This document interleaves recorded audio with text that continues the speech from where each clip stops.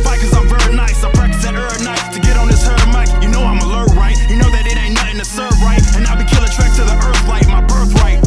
I'm solid like sound money and you fools sound. Welcome to 3 Count Commentaries. Today we're going to talk about Impact Against All Odds 2023. As usual, we'll also mix in the Go Home show from Thursday, June the 8th. And we're going to go into that, and we're going to use the Go Home show to sort of fill in the blanks for what happened on the pay-per-view. Now, the pay-per-view, to give you the short and sweet version, it was mid, as usual. I really don't like the in-ring product of Impact too much. It all feels like it's underwater. But some of the angles and some of the other things that they've done are very interesting. So, let's start with the pre-show. The pre-show featured Kylan King defeating Nevaeh. Now, this ties into the Go Home show because on the Go Home show, Kylan King and Taylor Wilde defeated Courtney Rush and Jessica. So, I guess the Death Dolls Coven thing is over. At least we all hope so. And they've brought back Nevaeh, who left Impact 3 years ago. I think they said on commentary it was 2 years ago. Okay. She's Jessica's former tag team partner for people who don't know. I don't know if she's going to be reintroduced into that storyline or not. Who knows? Who cares, really? Now, the next match, though, is very interesting. Dirty Dango versus Joe Hendry. Now, I have found myself being far more intrigued by the pre-show stuff on Impact than anything that happens on the main show, especially in the upper cards. But this Dirty Dango heel turn has been fantastic. On the Go Home show, he had a promo where he says that he played the court jester for money, and now he's financially good. He doesn't need to do that anymore. And he says that when he gets off and he goes home, wrestlers call him on the phone and talk about how good the promo was and how there's so much truth in it. He says that the last thing I want to do on my time off is talk to pro wrestlers. He said that the next step is to be paid to not be on TV.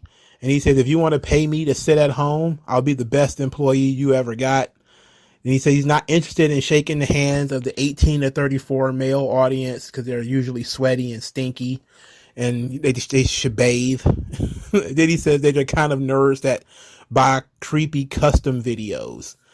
Then he says that he could have bought a toy belt like everybody else and put it up on his wall. But he says, unlike other people, he actually likes to bring girls home, and that he refuses to bring a woman to his home so she could see a replica title on the wall. It's girl repellent. Man. This guy is great. Okay. So then he says he's going to take Joe Hendry's Digital Media Championship. He's going to win the official title, and then he's going to sell it on eBay. This was great. This was a great promo. This dude rules. So later in the episode, right, Joe Hendry tries to figure out why Dirty Dango has been so cranky. But first he defeated Sheldon Jean with Kenny King in his corner. There was nothing. But so Dirty Dango comes out and says, look, you're not going to talk me into fighting you right now. It's my day off. And I don't wrestle or fight on my days off. And Joe Hendry says, look, I didn't want to fight you. I didn't call you out here to wrestle. I called out here because I figured out why you're so upset all the time now. And this led to another Joe Hendry song, which is called Diva's Reject, or the reason why he's mad is because he was rejected on Total Divas. He tried to get laid on Total Divas by Summer Rae, and I forget who the other girl was. I think it was Eva Marie. And he got rejected. And Joe Hendry said that's the source of all his bitterness. So the song, of course, refers to him as a Divas reject. So that's what the crowd starts chanting. They start chanting Divas reject at Dirty Dango. This was good. This was excellent. It was even funnier as Joe Hendry, he pulled a Darby Allin. You know, Darby Allin gets the big heads with the paper face or whatever. He did 2 of those things, and he had one for Dango, another for Tyler Breeze, and he had 2 more for Eva Marie and Summer Rae, and it was hilarious. It was a really good video. If you haven't seen it, you need to watch it. That made me interested in this match, so that's why I watched the pre-show. Normally, under normal circumstances, I don't even watch AEW pre-shows. I don't watch WWE pre-shows.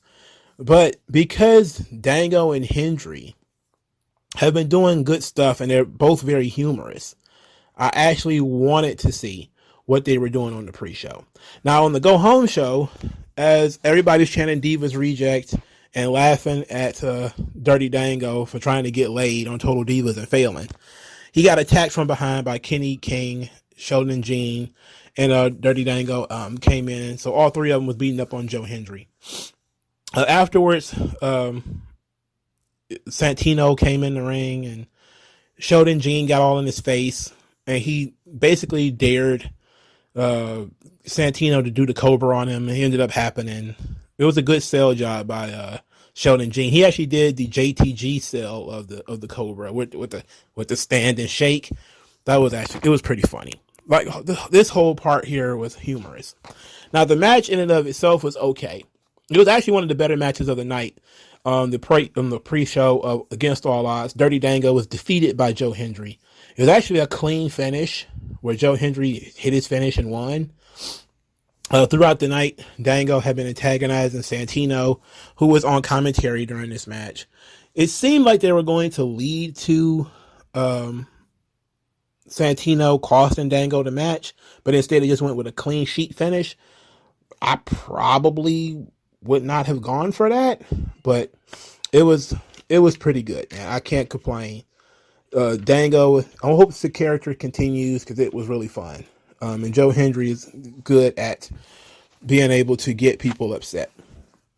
Okay, so now in the official pay-per-view, we get Eddie Edwards versus Frankie Kazarian.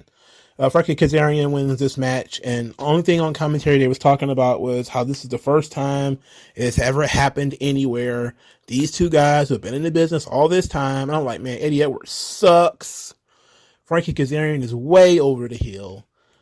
I really would look. I understand Impact doesn't have much in terms of choices for talent, but one of my biggest concerns with Impact is the fact that guys like these 2 still are there. You know, Eddie Edwards has been there, I think 9 years, they said. He's been there almost 10 years. And I don't see him coming across as like a Impact legend or anything like that. He just comes across like a mid-card guy who, you know, became world champion because it's a weak company. And Frankie Kazarian is just a perpetual mid-card dude. None of this feels important. None of this matters. I know they've been feuding over something that happened weeks ago. I don't know, and who cares? It's not really like a deep blood feud or anything like that. I can't stand this. It sucked. It was just a boring match. This match was boring as hell. Next, they did a promo segment with Nick Aldis, Bully Ray, Heath, and Gresham for this 8-4-1 match, which is it was what it was.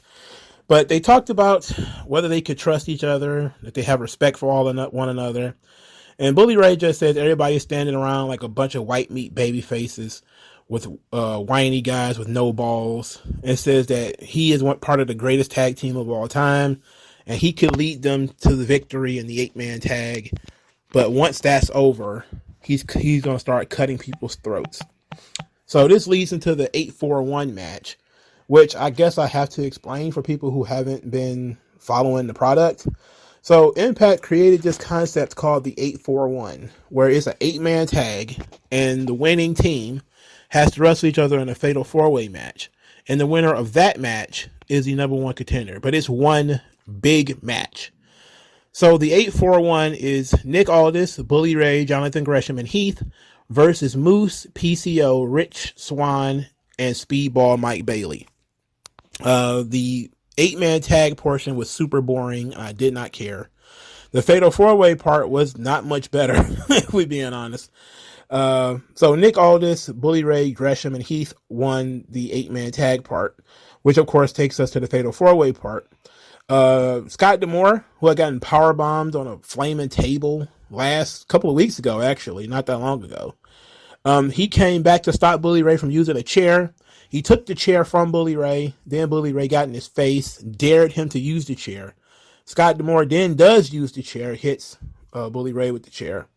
And that really did not lead to the finish. It just leads to Bully Ray getting beat up and hit with finishing moves. Nick Aldis actually wins the match by submitting Heath with the Kingsland Cloverleaf.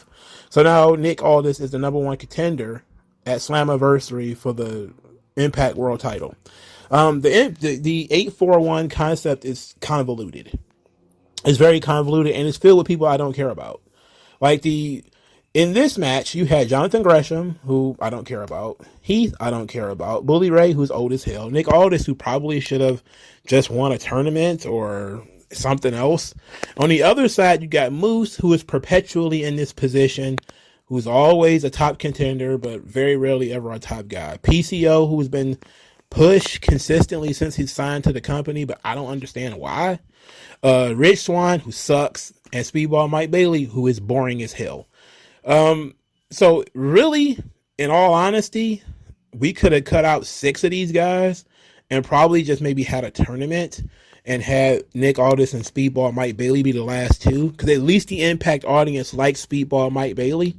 But the crowd did not care about this. They did not care about this at all. And it's hard for me to care about something that the audience doesn't care about, because you paid a ticket to go see Impact. I didn't, you know. So Nick Aldis been a number 1 contender. I mean, that's expected. What else did you think was going to happen when he signed to return to this company? Of course, he was coming to this company to be the world champion. What did you think? But we'll see how that goes. Next, the second match on the show was ABC, or Austin Bay Club, versus the Good Hands.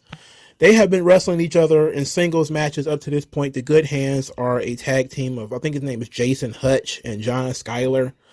And these 2 guys are the proteges of Brian Myers. And I didn't give a fuck about this match. I really did not care. Because of course, Austin and Bay was going to win. And they did. So the less said about this, the better. Anything that involves Brian Myers is the absolute shits. This absolute sewage of a wrestler named Brian Myers. As long as guys like Eddie Edwards and Brian Myers are featured on this show in prominent positions, Impact is never going anywhere, okay? The first key to making your wrestling show better is to get rid of guys like this. You know, guys who really don't serve any purpose. I don't care who they're friends of. Make them agents. Make them producers. They need to get off TV, all right? Between Impact and NWA, there's a large pack of young wrestlers we should be having on TV, and not guys who've been around forever and they're slightly above jobber class, and now we're trying to pretend that they're a big deal. No. Eddie Edwards, Kazarian, Brian Myers, a couple of other guys, we could all just sweep them right out of Impact. We'd probably be better off for it. Who the fuck needs Brian Myers? For what reason? For what? You better off just pulling in some people from OVW or from somewhere else. For Christ's sake. Okay. So, next, Trinity and Deonna Purrazzo. They had a sit down so they could talk about strategy because they're going to work in a tag team match tonight. They agreed to have a singles match at Slammiversary where Trinity will challenge Deonna Purrazzo for the women's championship.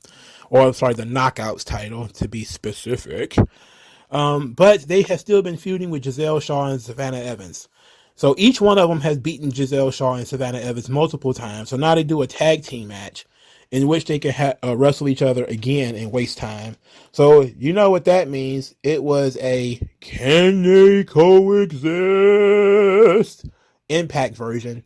And of course they coexisted and won. The less said about this, the better. It sucked. It was stupid. Didn't see a point in it. You might as well just, I don't know, it's a waste of bumps, if we're being honest. Giselle Shaw, Savannah Evans, she's so green, but she's got size and she's got a look. If you could actually do something with her, like put her in a respectable training program, you might actually get something out of Savannah Evans. You know, she has a good look and she's a big girl. You know, she's got to get out of Impact, you know, because she's being a heavy for Giselle Shaw. That's not going to work. You know, that sucks. I don't know. And people are going to say, Mongo, why would you say that? Because it's true, motherfucker. It sucks. You know, Savannah Evans might have something, but she's just too damn green and not good enough in the ring and not good enough as a performer and a character. But she should be in a better spot, not doing this. And Trinity definitely shouldn't be doing this either. It sucks. Deonna Purrazzo certainly shouldn't be doing that either. It sucks. In order to give Giselle Shaw heat for this match, they had Giselle Shaw be the one who eliminates Jordynne Grace. So Jordynne Grace is injured indefinitely as a way to write Jordynne Grace off of Impact Television because, you know, her contract is out. So nobody knows whether she's coming back or not, whether she's going to, you know, probably pop up in AEW or something. But whatever. Why they chose to give that heat to Giselle Shaw, I don't know. Giselle Shaw is a terrible project. I don't see the purpose of that project, but whatever. Moving on very quickly. Dog collar match. Masha Slamovich versus Killer Kelly. Now, I enjoyed this. This feud started, I don't know, months ago when they had the crazy hardcore war match, and it was Tommy Dreamer's team, in which I believe Masha Slamovich was on, or whether Killer Kelly was on that team. I don't remember which one. And the other one was on Bully Ray's team. If I remember correctly, Bully Ray had Masha Slamovich on her team. And after that match, Killer Kelly has become obsessed with Masha Slamovich, and they've been fighting all over the place. At one point, Killer Kelly was strangling Masha Slamovich with various things like wires, and eventually she strangled her with a chain. And that has become the match where Killer Kelly is obsessed with getting Masha Slamovich in the ring. I can tell you this. Everything that involves Killer Kelly is sexy. So this comes across as kink. It didn't come across to me as like you saw like they talk about Piper and Valentine or, you know, Punk and MJF. This comes across like we're watching a fetish video. Like there was so much strangling of Killer Kelly, and Masha basically ate her up visually. You know, talking about physically, Masha is far more physical as a performer. And she basically just dog walked Killer Kelly throughout this entire match. It's like if you watched it, you could just see that Masha was just beating the shit out of Kelly through most of the match. And it was giving you the idea that Killer Kelly was enjoying it. And that's why I say you get the kink element from it. Is that Masha is a very strong character. And Kelly is demented in a way. But it seemed like she really was enjoying, you know, having this thing around her neck and it being pulled and you know, that's what it came across as.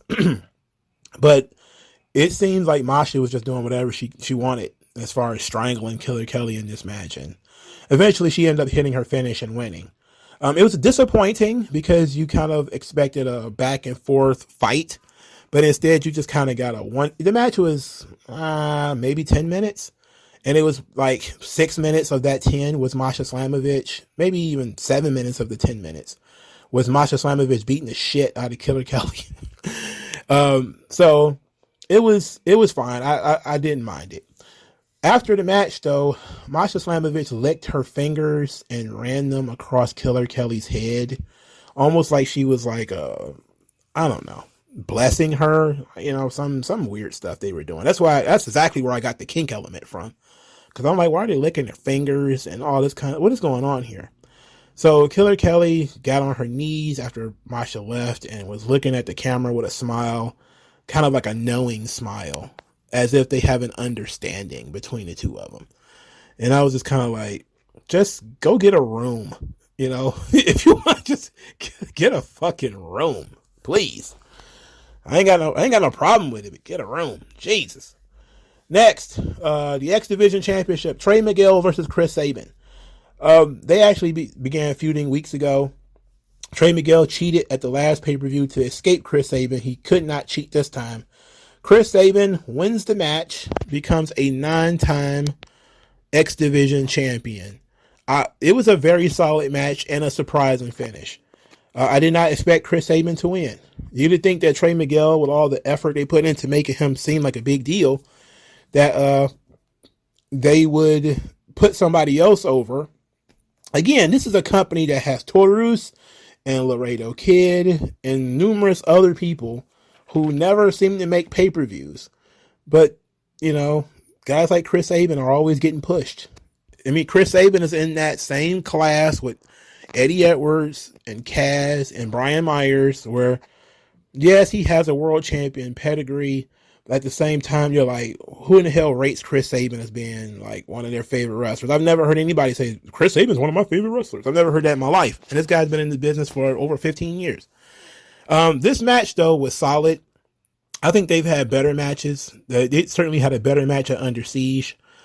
So it was fine. I think I see what they're leading to in terms of Chris Sabin and Alex Shelley both being champions at the same time.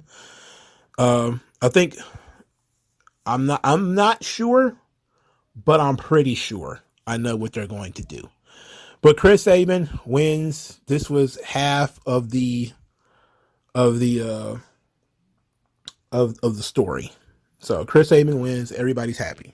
Next, we got the Design versus OVE. Now, Rich Swann, who was the victim of OVE several years ago, has started teaming up with them, but to fight the Design, who is It's Khan, who was the guy from the Ascension. It's Alan Angels, who was the guy from the Dark Order, and you got Diener of Impact. This is awful. That's an awful stable. An NXT reject, an AEW Dark Order reject, and a guy who was so low on the card in Impact that he used to be ODB's boyfriend. That's your stable that you have. Like, come on, can Impact do better than they can do better than this, right? God, do they not have money? Do you not have money? Can you not hire better talent than what I'm looking at right now? Anyway, the idea is that they, of course, recruited Sami Callihan, who then turned on them.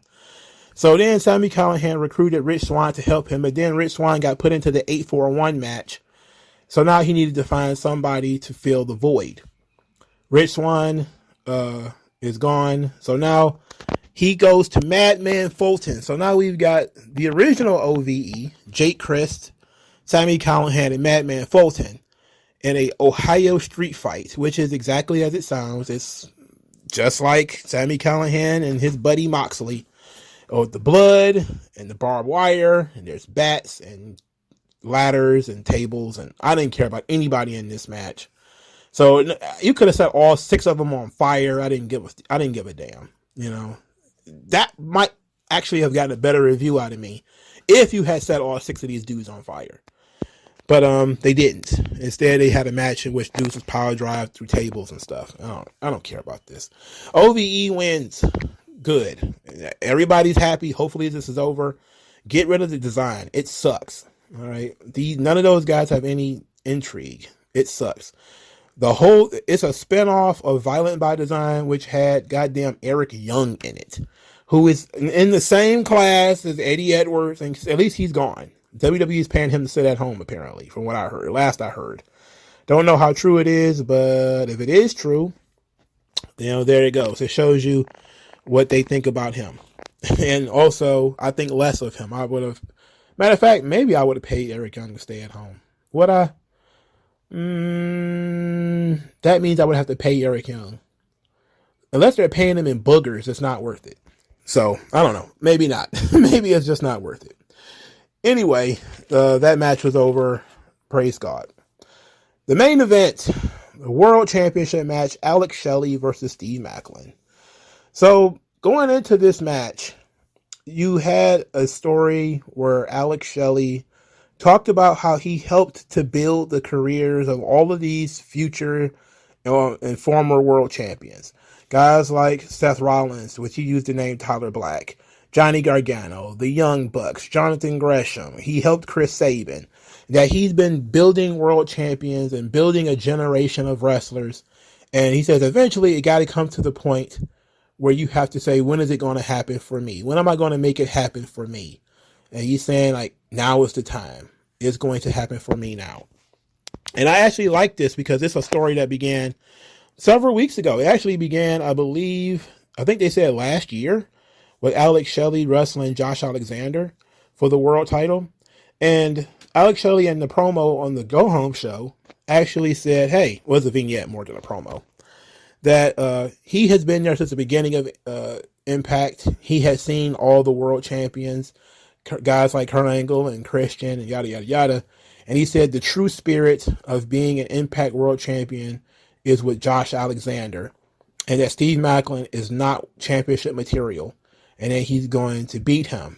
And I was like, okay, I actually, not a bad setup.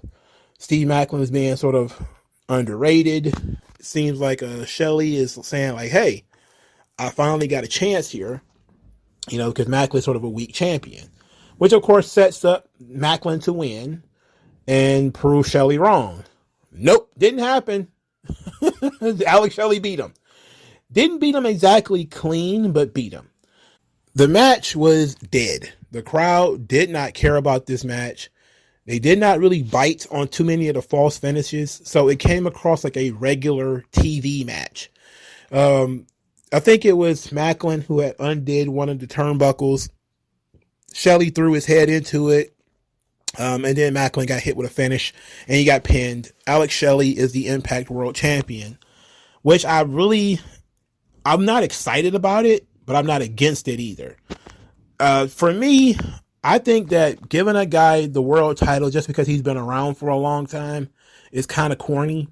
It doesn't really work out in the end, but it all depends on what you do with it. As per the usual, what do you have planned?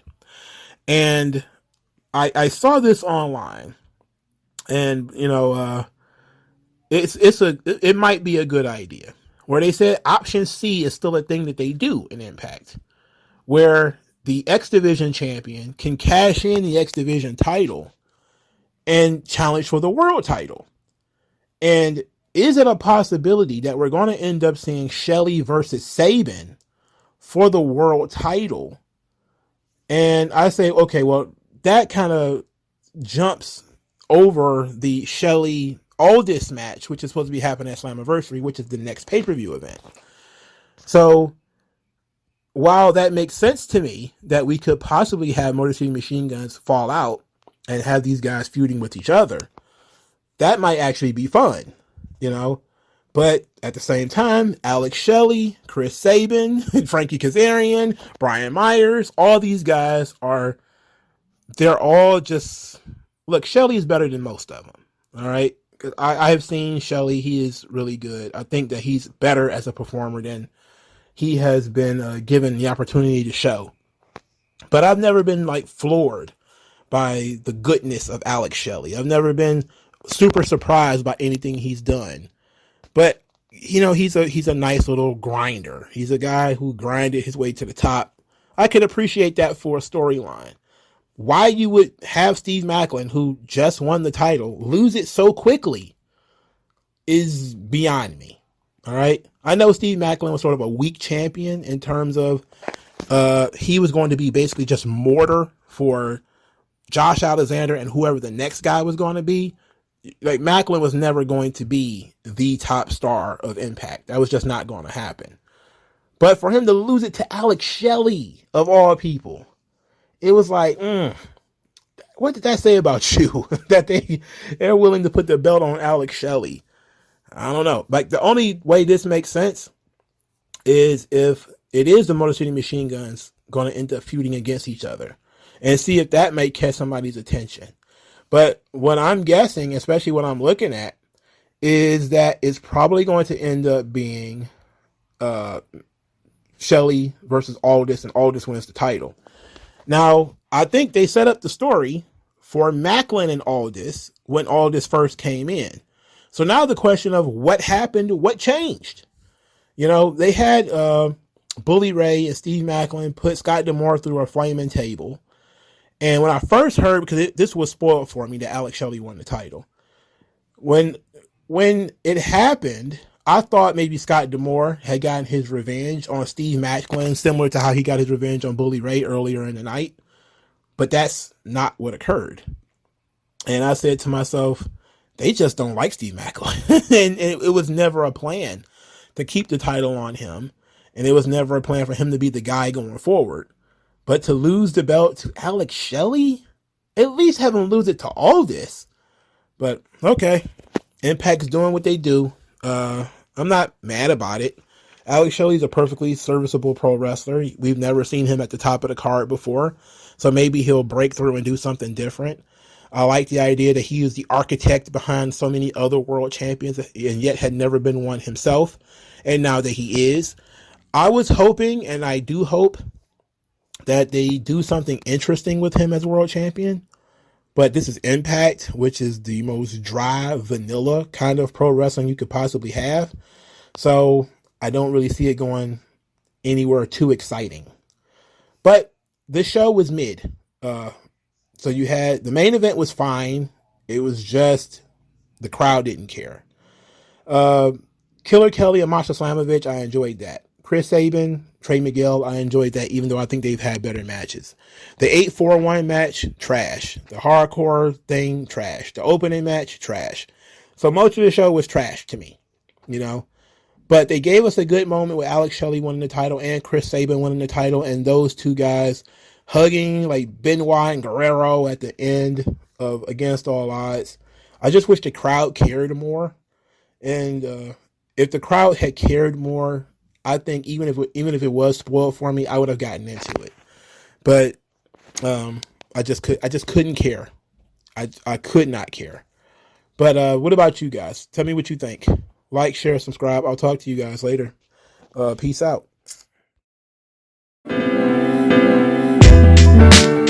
Tell me what's worse than learning all that you led to believe was all horse crap.